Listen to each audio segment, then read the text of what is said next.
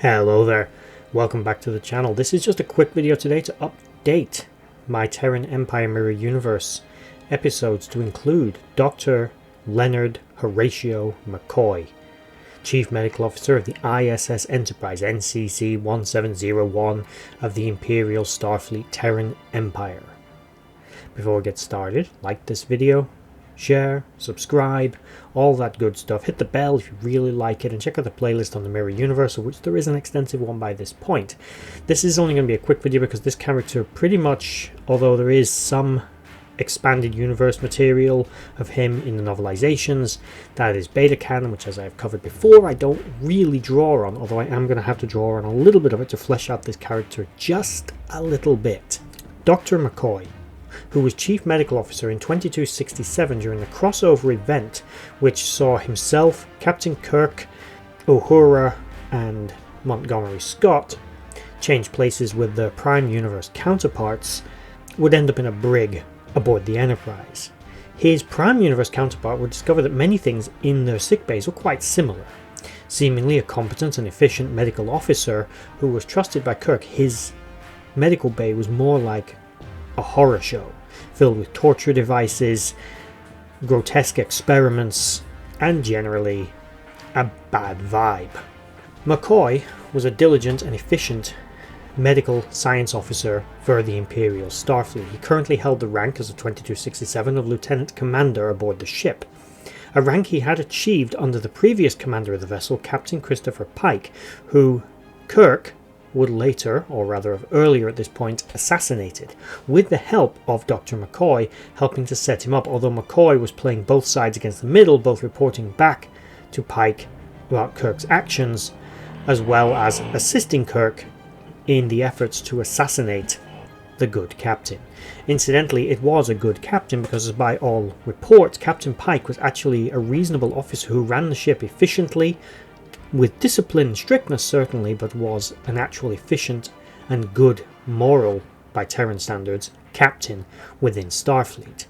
Even being as far as to not really believe that someone as vicious as Kirk, as vicious as he was, would actually go as far as to try to assassinate his captain in such a brutal manner as blowing up his shuttle. He felt it was too heavy-handed. Although he, unfortunately, his underestimating of Kirk's savagery would be his undoing. Kirk would ultimately replace him under the justification that he was an ineffective officer and was going against the intentions of the Empire.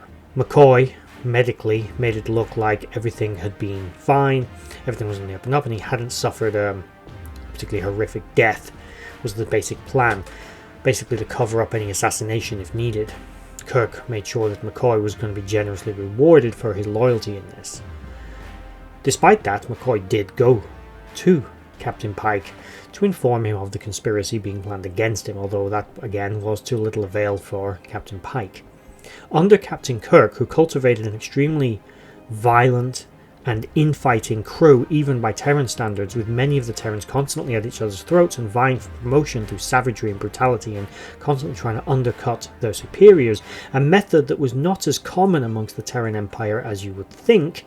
It was more the stylings of command that Captain Kirk inspired amongst his crew that saw it as being particularly prevalent aboard this ship, as a military organization simply couldn't function that way.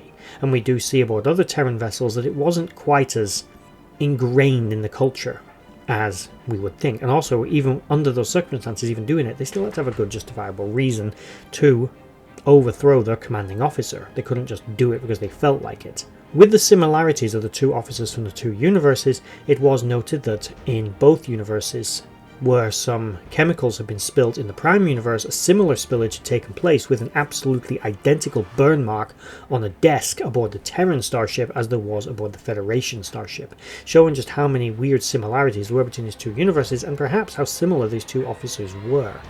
Where they differed, however, was in the execution of their duties. Whereas Prime Universe Dr. McCoy had spent much of his time and effort tending to his father and trying to help him recover from a deadly disease, although ultimately we do know that Dr. McCoy, the Prime Universe, did help to end his father's life. In this universe, McCoy didn't just help to end his father's life, he actively was ordered by Starfleet to kill his own father for, malicious, mustache-twirling reasons of Terrans, and he actually killed his own father.